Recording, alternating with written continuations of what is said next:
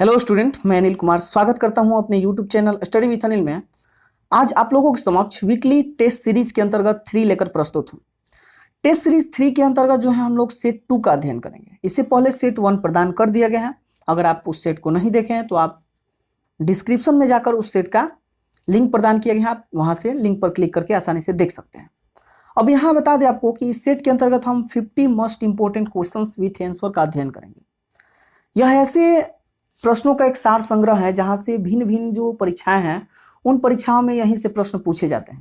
तो अतः आप वीडियो के लास्ट तक बने रहे, क्योंकि वीडियो के लास्ट में जो है आपको एक ऐसा एक तरीका बताया जाएगा जहां से आप अच्छे से अच्छे जो है जीके और जीएस के पैटर्न को कैसे समझकर कैसे आप अध्ययन करेंगे कि आप किसी भी एग्जाम में जाएं तो आप जीके और जीएस में एक बेहतर अपना रैंक या बेहतर स्थान जो है हासिल कर सकते हैं। तो आते हैं पहले नंबर प्रश्न पर, और पहला नंबर आपका प्रश्न है, भारत के लोकसभा अध्यक्ष का पद किस देश के अध्यक्ष के समान है?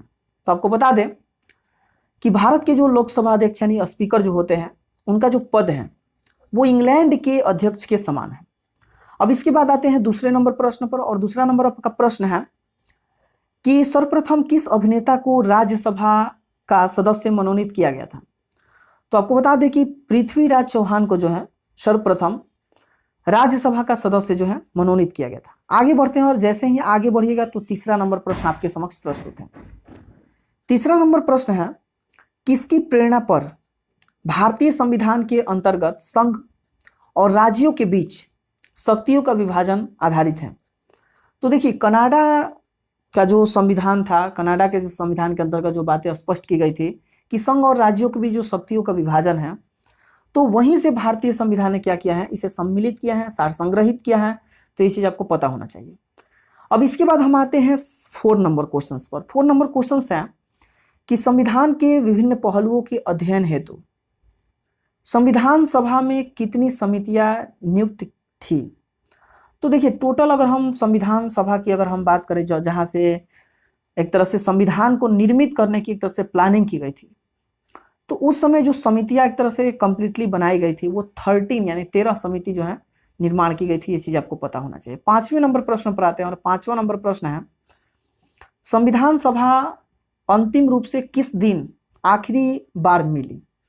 यानी आपको बता दें कि कब जो है संविधान सभा के जो टोटल सदस्य थे वो आखिरी बार कब मिले? तो इसका उत्तर होगा 24 जनवरी 1950 को। तो यहाँ आपका प्रश्न ऐसे भी बन सकते हैं कि संविधान सभा की प्रथम बैठक कब हुई? तो आपको चीजें याद रखना है कि 9 दिसंबर 1946 को हुआ था। अब ये भी प्रश्न बन सकता है कि ये कहाँ पर बैठक बुलाई गई थी? तो आपको बता दें कि दिल्ली में एक चैम्बर लाइब्रेरी था, उसी लाइब्रेरी में जो है पहली बार इसकी बैठक की गई थी संविधान सभा के। संविधान सभा के प्रथम अस्थायी अध्यक्ष की अगर हम बात करें तो डॉक्टर सच्चिदानंद सिन्हा थे। लेकिन 2 दिन बाद क्या किया गया कि उनका क्योंकि तबीयत खराब रहता था, और इस वजह से जो है उन्हें पद से एक तरह से निरस्त करके और दूसरे जो है एक अलग अध्यक्ष जो कि अस्थायी रूप से बनाए गए, जिनका नाम था डॉक्टर राजेंद्र प्रसाद। तो प्रश्न ऐसे भी आते हैं कि संविधान सभा के अस्थायी अध्यक्ष कौन थे? तो डॉक्टर सच्चिदानंद सिन्हा। और प्रश्न ऐसे आ जाएंगे कि संविधान सभा के अस्थायी अध्यक्ष कौन थे? तो आपको याद रखना है क्या होगा इसका उत्तर, डॉक्टर राजेंद्र प्रसाद। लेकिन ये भी प्रश्न आपका एग्जाम में हम लोग देखते हैं कि बनता रहता है। प्रश्न ये आता है कि बिहार के वह कौन से व्यक्ति थे जिन्होंने पहली बार बैरिस्ट्री की पढ़ाई करने के लिए, जो लॉ की पढ़ाई होते हैं, जो कानूनी शिक्षा होती है, कानूनी शिक्षा का एक तरह से ग्रहण होता है, वो पहले चूंकि इंग्लैंड में होता था, तो पहला ऐसा कौन से व्यक्ति थे, कैसा वैसे कौन से नेता थे जो यानी कि बैरिस्ट्री की पढ़ाई करने के लिए लंदन गए थे? तो आपको बता दें कि यही जो डॉक्टर सच्चिदानंद सिन्हा थे पहली बार बिहार से यहीं गए थे। वैसे तो आपको पता होगा कि महात्मा गांधी भी गए थे, लेकिन पहले अगर बात आती है बिहार के अंतर्गत तो आपको चीजें याद रखना है, डॉक्टर सच्चिदानंद सिन्हा। अब आते हैं 6 नंबर प्रश्न पर। आप देखिए 6 नंबर प्रश्न आपके समक्ष प्रस्तुत है। 6 नंबर प्रश्न है, भारतीय संविधान में शामिल एकल नागरिकता किस देश के संविधान से प्रेरित है? एकल जो नागरिकता है भारतीय संविधान में किस देश से प्रेरित, किस देश से सम्मिलित किया गया है, किस देश से इसको लिया गया है?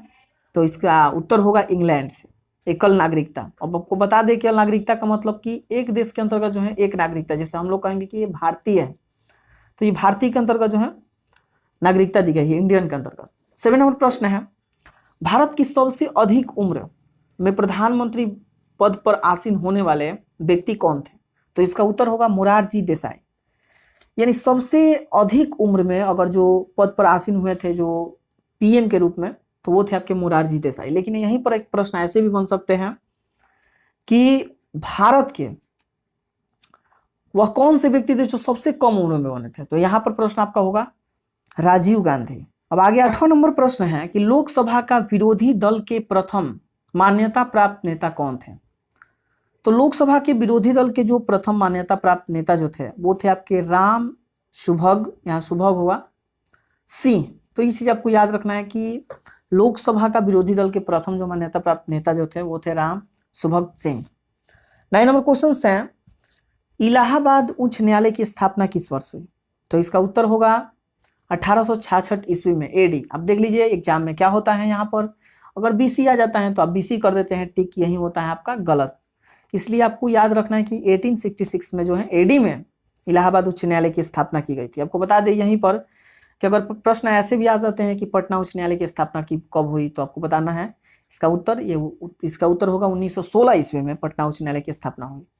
आगे बढ़ते हैं 10 नंबर प्रश्न की तरफ। 10 नंबर प्रश्न है कि राष्ट्रपति किसकी सलाह पर, यहाँ देखिए पर छूट गया है, आपको चीजें याद रखना है, किसी राज्य, यहाँ किसी भी होगा, किसी राज्य के राज्यपाल की नियुक्ति करते हैं। यानी राष्ट्रपति किसकी सलाह पर जो है किसी राज्य के राज्यपाल की नियुक्ति करते हैं, तो वो होते हैं प्रधानमंत्री की सलाह पर ये करते हैं। तो चीजें आपको पता होना चाहिए। अब यहाँ 11 नंबर प्रश्न पर बढ़ते हैं और 11 नंबर प्रश्न आपका है कुषाण वंश के शासक कनिष्क ने अपने सिक्के पर किसका चित्र अंकित करवाया था? यानी कुषाण वंश का वो जो कनिष्क शासक था वो अपने सिक्के पर किसका चित्र अंकित करवाया था? तो आपको बता दें कि चूंकि कनिष्क बौद्ध धर्म से संबंधित था, बौद्ध धर्म में अपना एक तरह से संबंध रखता था, तो यहाँ पर जो सिक्का एक तरह से ढलवाया गया था उस पर जो चिन्ह अंकित किया गया था, चित्र अंकित किया गया था, तो वो था आपका गौतम बुद्ध का। आपको ये भी बता दें जो चतुर्थ बौद्ध संगीति हुई थी तो उसके अध्यक्ष एक तरह से शासक के रूप में अगर देखा जाए तो ये कनिष्क ही थे। और ऐसे भी आपको पता होगा कि एक हम आपको फॉर्मूला पहले भी बता चुके हैं, इस तरह आप फिर से बता देते हैं कि अगर बौद्ध संगीति की बात आती है कि बौद्ध संगीति कहाँ हुई थी और उस समय कौन कौन शासक थे, तो आपको याद रखने का एक ही फॉर्मूला है।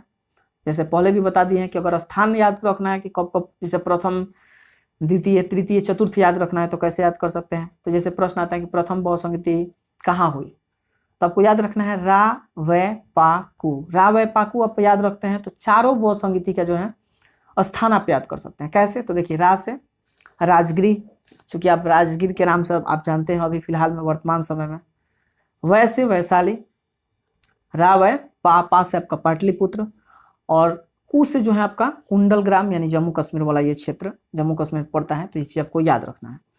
लेकिन देखिए यह स्थान था, प्रथम की अगर बात करें तो रा यानी कि राजगिर यानी कि राजगिर अभी जो वर्तमान में है।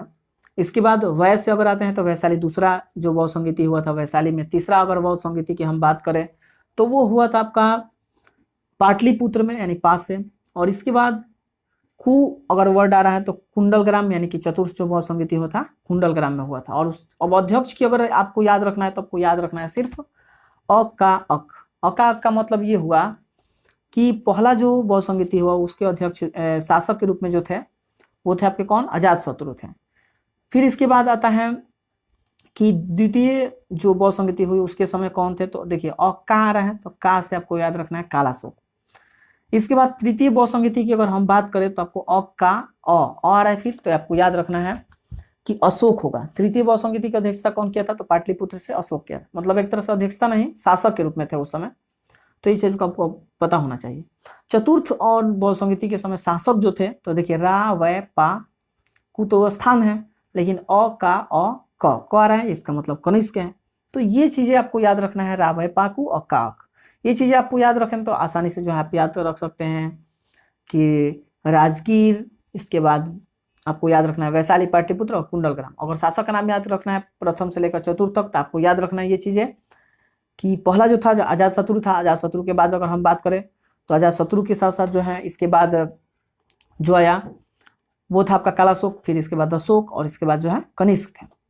अब आगे बढ़ते हैं 12 नंबर प्रश्न पर। 12 नंबर प्रश्न पर जैसे ही बढ़ते हैं तो आपका है सिंधु घाटी के लोगों का संबंध किससे था। तो देखिए सिंधु घाटी के लोगों का जो संबंध था वो सुमेरियाई लोगों से था। अब कहिएगा सुमेरियन लोग कौन थे, तो देखिए आपको बता दें कि जो मेसोपोटामिया की सभ्यता थी, जो कि आपको बता दें कि मेसोपोटामिया की जो सभ्यता है वो दो नदियों के बीच अवस्थित है। एक तो दजला और फरात नदी के बीच जो है ये अवस्थित है। तो यहाँ से भी प्रश्न बनते हैं एग्जाम में। तो वहाँ की जो एक क्षेत्र था, जैसे कि हम लोग जानते हैं कि सिंधु घाटी सभ्यता में अलग अलग क्षेत्र जो है खोजे गए थे, जैसे कि लोथल, हड़प्पा, इसके बाद मोहनजोदड़ो, ऐसे क्षेत्र थे। तो वैसे मेसोपोटामिया में भी एक क्षेत्र था जिसका नाम सुमेरिया था। तो वहाँ से भी ये चीज़ें जो है स्पष्ट रूप से मिली है, वहीं से इसका संबंध एक तरह से था। 13 नंबर प्रश्न है कि सिंधु सभ्यता की मुहर पर, देखिए यहाँ आपको सुधार लेना है क्योंकि यहाँ टाइप में गलती हो गया है। मुहर पर बने स्वास्तिक, स्वस्थ नहीं होगा, स्वास्तिक के चिन्ह से किस देवता की उपासना का अनुमान लगाया जाता है। तो इसका उत्तर होगा सूर्य देवता का। आपको बता दें, एक बार फिर से रिपीट कर देते हैं क्योंकि क्वेश्चन गलत है। क्वेश्चन आपको याद रखना है। क्वेश्चन क्या है, सिंधु सभ्यता की मुहर पर बने स्वास्तिक के चिन्ह से किस देवता की उपासना का अनुमान लगाया जाता है। इसका उत्तर होगा सूर्य देवता। 14 नंबर प्रश्न है, पशुपालन का प्रारंभ किस काल में हुआ था। पशुपालन यानी पशुओं को पालने का जो कार्य प्रारंभ किया गया था किस काल में हुआ था, मध्य पाषाण काल में। तो ये चीज आपको पता होना चाहिए। 15 नंबर प्रश्न है, सिंधु घाटी सभ्यता का कौन सा स्थान है, यानी सिंधु घाटी सभ्यता का वह कौन सा स्थान है जहां से मातृ देवी की प्रतिमा प्राप्त हुई है, यानी मातृ देवी की जो प्रतिमा है वहां से प्राप्त हुई है। इसका उत्तर होगा इनाम गांव से। इनाम गांव में, यानी ये जो क्षेत्र है ये महाराष्ट्र में पड़ता है। तो ये चीज आपको पता होना चाहिए। आगे बढ़ते हैं और 16 नंबर प्रश्न। 16 नंबर देखिए आपके समक्ष प्रश्न प्रस्तुत है। 16 नंबर प्रश्न है, मैं कवि हूं, मेरे पिता वैद्य हैं और मेरी माता चक्की चलाती है। यह कथन ऋग्वेद के किस मंडल से लिया गया। बहुत ही महत्वपूर्ण प्रश्न। ये भले ही बड़ा लॉन्ग क्वेश्चंस लग रहा है लेकिन बहुत आसान है। ये चीज आपको याद रखना है। ये प्रश्न कई बार एग्जाम में पूछे भी जा चुके हैं। फिर से एक बार रिपीट करते हैं क्वेश्चन कि मैं कवि हूं, मेरे पिता वैद्य हैं और मेरी माता चक्की चलाती है। यह कथन ऋग्वेद के किस मंडल से लिया गया। तो इसका उत्तर होगा 9वां मंडल से। 9 नंबर जो मंडल्स हैं उसमें से जो है इस एक तरह से स्टेटमेंट को, कथन को जो है लाया गया है, लिया गया है। ये चीज आपको पता होना चाहिए। अब आगे बढ़ जाते हैं। 17 नंबर क्वेश्चन है कि मनुस्मृति की रचना किस काल में की गई थी।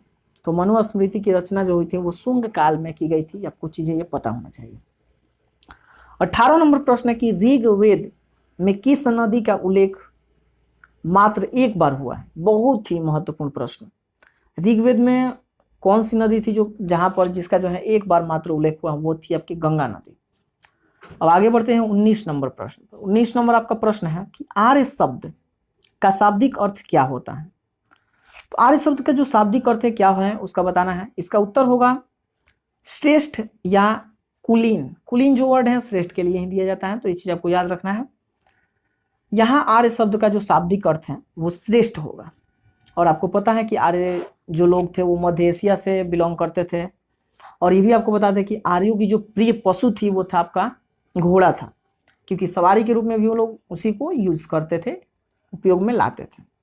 20 नंबर प्रश्न है कि मूर्ति पूजा का आरंभ कब से माना जाता है। मूर्ति जो पूजा है उसका आरंभ कब से माना जाता है, किस काल से माना जाता है। तो इसका उत्तर होगा हड़प्पा सभ्यता के काल से। अब देखिए नाम यहाँ तो हड़प्पा सभ्यता आ रहा है। तो हड़प्पा सभ्यता से कई बार एग्जाम में प्रश्न बनते हैं। प्रश्न ऐसे बनते हैं कि हड़प्पा सभ्यता में कई ऐसे स्थान हैं जहाँ से अलग अलग क्षेत्रों की खोज एक तरह से हुई थी। लेकिन आपको बता दें कि हड़प्पा सभ्यता में 2 ऐसे स्थल हैं जहाँ से बहुत ही एक अद्भुत और बहुत सारा जो है वहाँ से चीजें प्राप्त की गई हैं। जैसे कि पहला है हड़प्पा। खुद हड़प्पा सभ्यता में हड़प्पा एक स्थान है जो कि आपको पता होगा कि रावी नदी के तट पर अवस्थित है। और यहाँ से प्रश्न कई बार आता है कि हड़प्पा का खोज जो है सर्वप्रथम किसने किया था और कब किया था। तो हड़प्पा आपको याद रखना है कि 1921 ईस्वी में जो है राय बहादुर दयाराम साहनी के द्वारा किया गया था। और इसमें एक और क्षेत्र है जो कि मोहनजोदड़ो है, जो काफी व्यापारिक प्रक्रियाओं और साथ साथ जो है अन्नागार और स्नानागार के लिए काफी प्रसिद्ध है। प्रश्न ऐसे भी आता है कि विशाल अन्नागार कहाँ पर अवस्थित था सिंधु घाटी सभ्यता में। तब कुछ चीजें आपको याद रखना है कि वो था आपका मोहनजोदड़ो। फिर अगर बात आती है कि मोहनजोदड़ो की खोज कब की गई और उसका उत्खनन कार्य जो है कब प्रारंभ किया गया, तो इसका उत्तर जो होगा स्पष्ट रूप से आपको चीज़ें याद रखना 1922 ईस्वी में, और जो इसके एक तरह से खोजकर्ता थे राखल दास बनर्जी थे। तो दोनों याद कर लिए आप। एक हड़प्पा जो है 1921 में किसने किया था, तो राय बहादुर राजाराम शाह ने, और दूसरा जो है आपका 1922 में मोहनजोदड़ो की खोज किसने किया था, तो आपको चीज़ें याद रखिए राखल दास बनर्जी के द्वारा किया गया था। तो यहाँ से प्रश्न कई बार जो है पूछे जाते हैं। अब प्रश्न ऐसे भी पूछ दिए जाते हैं कि जो मोहनजोदड़ो है किस नदी के तट पर अवस्थित है, तो आपको याद रखना है सिंधु नदी के तट पर जो है अवस्थित है। 21 नंबर प्रश्न है कि पृथ्वी अपने अक्ष पर कैसे घूमती है। पृथ्वी जो है अपने अक्ष पर, आपको पता होगा कि 23.5 डिग्री पर पृथ्वी झुकी हुई है, तो अपने अक्ष पर कैसे घूमती है, इसका उत्तर होगा पश्चिम से पूरब, यानी पश्चिम से पूरब जो है ये घूर्णन करती है, घूमती है। 22 नंबर प्रश्न आता है। 22 नंबर प्रश्न है एशिया का सबसे बड़ा मरुस्थल गोबी मरुस्थल कहाँ स्थित है। एशिया का सबसे बड़ा मरुस्थल जो है गोबी मरुस्थल है, और इस गोबी मरुस्थल का क्षेत्र कहाँ है आपको बता दें, तो ये मंगोलिया में है। मंगोलिया एक देश है जो कि एशियाई कंट्री के अंतर्गत शामिल है। आपको बता दें कि जो चंगेज खान था वो मंगोलिया से ही बिलोंग करता था। और यहाँ से एक प्रश्न ऐसे भी एग्जाम में बनते हैं कि मंगोलिया की राजधानी कहाँ है, तो आपको बता दें इसका मंगोलिया की राजधानी है उलान बटोर है। कहाँ है, उलान बटोर। 23 नंबर प्रश्न है इंग्लिश चैनल कहाँ स्थित है।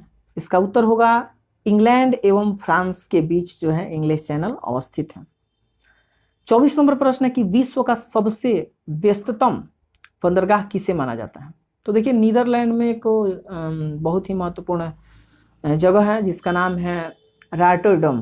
तो रॉटरडम आपको याद रखना है विश्व का सबसे व्यस्ततम बंदरगाहों में से एक है, सबसे पहला स्थान इसी का है। 25 नंबर क्वेश्चन पर आते हैं। तो स्टाउट 25 नंबर क्वेश्चन है पेरियार जल विद्युत परियोजना किस राज्य में अवस्थित है। इसका उत्तर होगा केरल में। कहाँ है, केरल में। देखिए पेरियार आपको याद रखना है जब भी अगर प्रश्न आता है कि जल विद्युत परियोजना कहाँ है, तो केरल में अवस्थित है। 26 नंबर प्रश्न है कि सरिस्का पक्षी विहार कहाँ अवस्थित है। इसका उत्तर होगा राजस्थान में।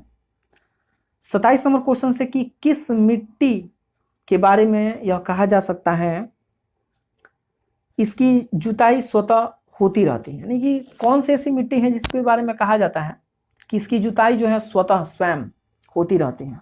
इसका उत्तर होगा काली मिट्टी। और बता दें आपको काली मिट्टी चूंकि नमी की मात्रा इसमें काफ़ी अधिक पाई जाती है, और इस मिट्टी का जो स्थानीय नाम है जहाँ अत्यधिक मात्रा में, जैसे कि महाराष्ट्र, गुजरात, ये जो क्षेत्र हैं जहाँ पर कपास की खेती काफ़ी अधिक मात्रा में होती है, तो कपास की खेती के लिए ये मिट्टी बहुत ही आवश्यक है, महत्वपूर्ण है, उपयोगी है। और इस मिट्टी का जो स्थानीय जो गुजरात और महाराष्ट्र के जो लोग हैं जहाँ काली मिट्टी एक तरह से बहुत अधिक मात्रा में पाई जाती है, उस क्षेत्र में इसका नाम जो है स्थानीय रूप में रेगुर मिट्टी के नाम से जाना जाता है। किस मिट्टी के नाम से, रेगुर मिट्टी। तो ऐसे भी प्रश्न आता है काली मिट्टी का दूसरा नाम क्या है, तो रेगुर मिट्टी। ये चीज आपको पता होना चाहिए। 28 नंबर क्वेश्चन आपके समक्ष प्रस्तुत कर रहे हैं। 28 नंबर क्वेश्चन है राज्य स्तरीय मानव विकास रिपोर्ट जारी करने वाला प्रथम राज्य कौन था। यानी राज्य स्तर पर जो मानव का जो एक डेवलपमेंट है उसका रिपोर्ट जारी करने वाला पहला राज्य कौन था। आपको पता होगा कि राज्य स्तर पर पहली बार जो जारी करने वाला विकास अपना मानव विकास का रिपोर्ट था वो था एमपी यानी मध्य प्रदेश। 29 नंबर क्वेश्चन है राष्ट्रीय आय की गणना किस संगठन द्वारा की जाती है। तो इसका उत्तर होगा केंद्रीय सांख्यिकीय संगठन। कहीं कहीं सांख्यिकी भी देता है, कहीं सांख्यिकीय देता है, तो आपको चीजें घबराना नहीं है। इसको हम लोग इंग्लिश में शॉर्ट फॉर्म में बोलते हैं CSO। तो यानी कि केंद्रीय सांख्यिकी संगठन जो है उसके द्वारा राष्ट्रीय आय की गणना की जाती है। तो ये चीजें आपको पता होना चाहिए। CSO की जो स्थापना हुई थी यानी केंद्रीय सांख्यिकी संगठन की स्थापना जो हुई थी 1951 ईस्वी में हुई थी। तो ये भी चीजें आपको पता होना चाहिए। 30 नंबर क्वेश्चन पर आते हैं, और 30 नंबर क्वेश्चन है कि राष्ट्रीय विकास परिषद का अध्यक्ष कौन होता है। तो कि NDC, आपको पहले भी बता चुके हैं कि NDC का पूरा नाम जो है नेशनल डेवलपमेंट काउंसिल है। तो इसके अध्यक्ष कौन होते हैं इसका बताना है आपको उत्तर। इसका उत्तर होगा प्रधानमंत्री। यानी प्रधानमंत्री जो है NDC के एक तरह से अध्यक्ष होते हैं। ठीक है, आगे बढ़िए। आगे जैसे ही आप बढ़ेंगे तो देखिए आपके समक्ष 31 नंबर क्वेश्चन जो है प्रस्तुत है। 31 नंबर क्वेश्चन से आपका कि वह मुद्रा जिसकी आपूर्ति मांग की अपेक्षा अधिक हो तो वह क्या कहलाती है। यानी ऐसी कौन सी मुद्रा है, कोई भी मुद्रा जो है जो मौद्रिक रूप में है उसकी आपूर्ति मांग की अपेक्षा अधिक हो, यानी मांग है उससे अधिक हो तो क्या कहलाएगी, उसको नाम दिया जाता है सॉफ्ट करेंसी। क्या नाम दिया जाता है, सॉफ्ट करेंसी। 32 नंबर क्वेश्चन से कि पवन ऊर्जा के उत्पादन में भारत का विश्व में कौन सा स्थान है। तो देखिए पवन ऊर्जा की अगर हम बात करें तो भारत का विश्व में पूरे स्तर पर देखा जाए तो चौथा स्थान है। कितने नंबर पर है, 4th नंबर पर है। 33 नंबर क्वेश्चन से कि विश्व में स्वर्ण की सर्वाधिक खपत वाला देश कौन सा है। स्वर्ण यानी सोना, विश्व में सबसे अधिक जो है खपत करने वाला जो सोना है, कौन सा ऐसा देश है जो सबसे एक तरह से हम कहेंगे कि सबसे अधिक खपत करता है स्वर्ण को, सोना को। इसका उत्तर होगा भारत। अब आगे बढ़ते हैं 33 के बाद 34 नंबर क्वेश्चन। आप देख सकते हैं 34 नंबर क्वेश्चन आपके समक्ष प्रस्तुत है। 34 नंबर क्वेश्चन है कि विश्व में उर्वरकों का सर्वाधिक प्रयोग किस देश में होता है। जैसे हम लोग देखते हैं कि बहुत सारे जो खेतों में जो कीटनाशक दवाएं या विभिन्न प्रकार के जो उर्वरक का प्रयोग किया जाता है, तो उसमें सबसे अधिक अगर प्रयोग की अगर हम बात करें कहाँ की जाती है तो इसका उत्तर होगा यूएसए। यूएसए का मतलब यूनाइटेड स्टेट ऑफ अमेरिका, यानी कि संयुक्त राज्य अमेरिका में ये कार्य किया जाता है। अब यहाँ बात है कि संयुक्त राज्य अमेरिका की बात आती है तो आपको याद रखना है कि संयुक्त राज्य अमेरिका में कब आज़ादी मनाई जाती है। तो आपको प्रश्न याद रखना है इसका उत्तर कि 4 जुलाई को मनाया जाता है। 4 जुलाई 1776 ईस्वी को जो है संयुक्त राज्य अमेरिका आज़ाद हुआ था। ठीक है, चलिए आगे बढ़ते हैं। 35 नंबर क्वेश्चन है कि देश के किस उद्योग में सर्वाधिक संख्या में महिलाएं कार्यरत हैं। तो आपको याद होगा, हमें पता है, इसका उत्तर होगा चाय उद्योग में। 36 नंबर क्वेश्चन है कि सूर्य ग्रहण कब लगता है। तो देखिए आपको पता होगा कि सूर्य और पृथ्वी के बीच में जब चंद्रमा आ जाते हैं तो क्या होता है कि जो सूर्य का एक तरह से प्रकाश है वो सीधे तौर पर जो है पृथ्वी पर नहीं पड़ पाता है, और इसका नाम एक तरह से दे दिया जाता है सूर्य ग्रहण। क्या नाम दिया जाता है, सूर्य ग्रहण। 37 नंबर क्वेश्चन पर आते हैं, और 37 नंबर क्वेश्चन है सूर्य ग्रहण के समय सूर्य का कौन सा भाग दिखाई देता है। सूर्य ग्रहण जब लगता है तो सूर्य ग्रहण के समय कौन सा भाग जो है दिखाई देता है। तो इसका उत्तर होगा किरीट। क्या नाम दिया जाता है, किरीट। और इसे हम लोग कोरोना के नाम से जानते हैं। कोरोना यानी कि जो सूर्य की जो ऊपरी सतह है उसका नाम एक तरह से दिया जाता है, कोरोना नाम दिया गया है। तो ये चीज आपको पता होना चाहिए। ठीक है, 38 नंबर क्वेश्चन पर आते हैं। स्वस्थ नेत्र के लिए स्पष्ट दृष्टि की न्यूनतम दूरी कितनी होती है। स्वच्छ जो मान लीजिए नेत्र है और स्पष्ट रूप से अगर देखा जाए तो न्यूनतम दूरी कितनी होती है आपको स्पष्ट रूप से दिखाई देने के लिए। इसका उत्तर होगा 25 सेंटीमीटर। 39 नंबर क्वेश्चन है कि कैमरे में किस प्रकार का लेंस उपयोग में लाया जाता है। तो कैमरे में जो लेंस का उपयोग किया जाता है वो आपका है उत्तल लेंस। क्या नाम दिया जाता है, उत्तल लेंस। 40 नंबर क्वेश्चन आपका है किसने सबसे पहला नाभिकीय रिएक्टर बनाया था। तो इसका उत्तर होगा फर्मी ने। किसने बनाया था, फर्मी के द्वारा बनाया गया था। यानी पहली बार जो नाभिकीय रिएक्टर का जो एक तरह से बनाया गया था वो था आपके जो बनाने वाले थे वो थे आपके फर्मी ने। 41 नंबर क्वेश्चन है सिट्रस कैंसर रोग किससे संबंधित है। सिट्रस देखिए नाम दे रहा है, सिट्रस कैंसर रोग जो है किससे संबंधित है। तो देखिए नींबू से ये संबंधित है। इसका संबंध किससे है, नींबू से है। 42 नंबर क्वेश्चन है मानव शरीर में खून के शुद्धिकरण की प्रक्रिया को हम लोग क्या कहते हैं। मानव शरीर में जैसे हम लोग जानते हैं कि शुद्धिकरण होती है तो उस प्रक्रिया को हम लोग क्या बोलते हैं जब शुद्धिकरण होता है शरीर के अंदर। तो इसका नाम दिया जाता है डायलिसिस। क्या नाम दिया जाता है, डायलिसिस। अब आते हैं आगे, और जैसे ही आगे आप बढ़ते हैं तो 43 नंबर क्वेश्चन कि मानव मस्तिष्क में बुद्धि का केंद्र किसे माना जाता है। तो देखिए मानव मस्तिष्क में जो बुद्धि का केंद्र है वो माना जाता है सेरेब्रम को। किसे माना जाता है, सेरेब्रम को। तो ये चीज आपको यहाँ तक पता होना चाहिए। 44 नंबर क्वेश्चन है कि मानव शरीर की सबसे छोटी ग्रंथि कौन सी है। तो मानव शरीर की अगर हम सबसे छोटी ग्रंथि की बात करें तो पिट्यूटरी ग्रंथि है। कौन सी ग्रंथि है, पिट्यूटरी ग्रंथि। अब हमको बता दें कि इसे हम लोग मास्टर ग्रंथि के नाम से भी जानते हैं। किस नाम से जानते हैं, मास्टर ग्रंथि के नाम से भी जानते हैं। अब यहाँ एक प्रश्न ऐसे भी बन सकते हैं कि मानव शरीर की सबसे बड़ी ग्रंथि कौन सी है। तो इसका उत्तर होगा यकृत, लीवर। लीवर जो होता है उसे हम लोग सबसे बड़ी ग्रंथि के रूप में माना जाता है। 45 नंबर क्वेश्चन।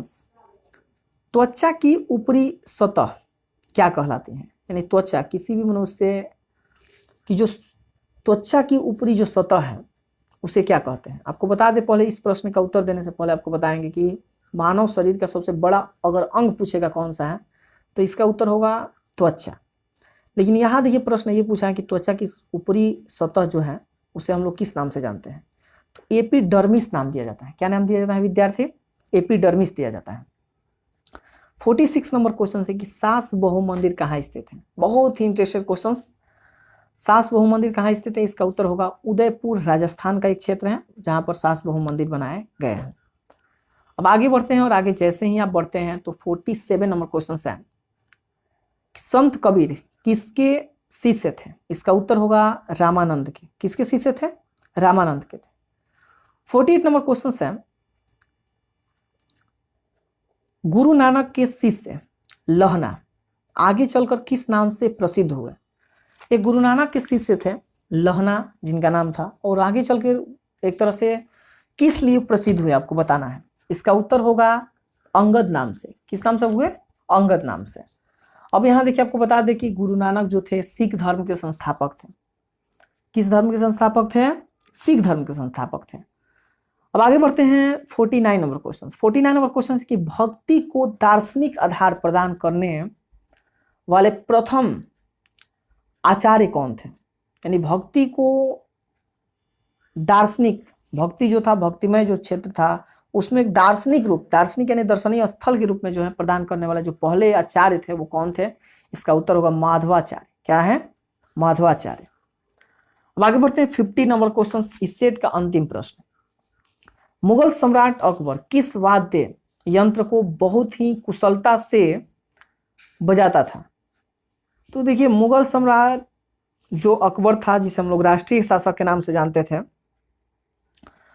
और राष्ट्रीय शासक के रूप में इसे माना जाता है, तो यहाँ पर एक प्रश्न ये हो रहा है कि ये किस वाद्य यंत्र को बजाता था? तो इसका उत्तर होगा नगाड़ा। क्या नाम दिया गया है? नगाड़ा दिया गया है। तो ये चीज़ें यहाँ से हम लोग टोटल जो है मोस्ट इंपोर्टेंट 50 प्रश्नोत्तर का अध्ययन किए, जो कि अत्यंत ही महत्वपूर्ण है। आपको बता दें किसी भी परीक्षा में आप जाइए, यहाँ से प्रश्न निश्चित रूप से ऐसे ही पूछे जाते हैं। तो लगातार ये सीरीज चल रही है। आपको पता होगा कि पहले इससे बहुत सारे 2 सीरीज कंप्लीट किए गए हैं, उसमें बहुत सारे वीडियो बनाए गए हैं। तो आप अगर नहीं देखें टोटल वीडियो तो आप जाकर प्लेलिस्ट में जाएंगे तो वहाँ GK and GS series 1 series 2 ऐसे करके जो है उसमें बनाए गए हैं, और भी वीडियो आप वहाँ पर जाकर आसानी से क्लिक करके देख सकते हैं। आपको बता दें कि यह जो मेरा एक तरह से सीरीज जो लगातार हम चला रहे हैं, इसका मुख्य उद्देश्य ये है कि आपको जीके और जीएस में इतना एक बेहतर उपलब्धि प्राप्त कराना, जहाँ से आप सिर्फ एक पास करने के लिए मत सोचिए कि किसी तरह हमारा रिजल्ट आ जाए। नहीं, हम आपको ये कोशिश कर रहे हैं कि आप सीधे तौर पर जो है आप मेरिट में शामिल हो सके। मेरिट में शामिल कैसे हो सकते हैं? जब लगातार इसको पढ़ते रहिएगा, उसके बाद जो है आसानी से इसके सारे नोट्स बनाना है। जो चीज़ें नहीं समझ में आ रहा है वहाँ पर नोट्स में लिखना जरूरी है, क्योंकि नोट्स में अगर लिख लेते हैं एक बार तो आपको आसानी से जो है वो चीज़ें याद हो जाएगी। अगर हमारा यह प्रयास आपको तनिक भी अच्छा लगा हो तो कमेंट बॉक्स में अपना विचार जरूर प्रस्तुत कीजिए। और अभी तक हमारे चैनल स्टडी विथ अनिल को अभी सब्सक्राइब नहीं किए हैं तो सब्सक्राइब जरूर कीजिए, और बेल आइकन को जरूर दबा लीजिए, क्योंकि जब भी हम वीडियो अपलोड करेंगे तो सबसे पहले आप पर जो है नोटिफिकेशन चला जाएगा। तो चलिए मिलते हैं एक नए अगले सीरीज के साथ और एक सेट के साथ। तब तक के लिए धन्यवाद। जय हिंद, जय भारत।